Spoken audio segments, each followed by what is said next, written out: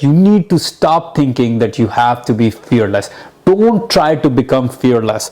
When you try to become fearless, you are saying to yourself that until there is no fear, I will not take action.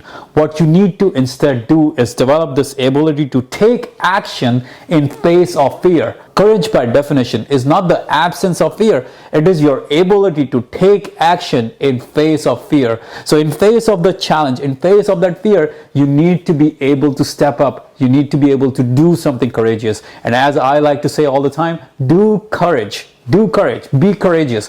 That's the key. Don't look for that ideal moment when you will be fearless, because every time fear is actually a great indicator. It's trying to tell you this is where you need to grow. This is your edge of your comfort zone, and you need to step up. You need to step beyond this in order to grow. Fear will tell you, fear is almost like a sort of excitement if you just reframe it in your mind. So stop trying to become fearless. That does not happen. And the only people who are fearless are dead people, because healthy fear is a must in our lives. What we need to do instead is to develop this ability to take action in face of fear. Let fear be there, still take action. That's when you dominate fear. That's when you beat down this fear. You will never be done with fear, but what you will develop is the ability to say, no matter what, I'm going to take action. No matter what the fear is, I'm going to move forward. No matter what, I am going to be courageous. And that is a victory over fear. You have to jump into that situation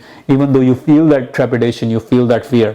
You're never going to be completely over with the fear, but you have to take action anyways.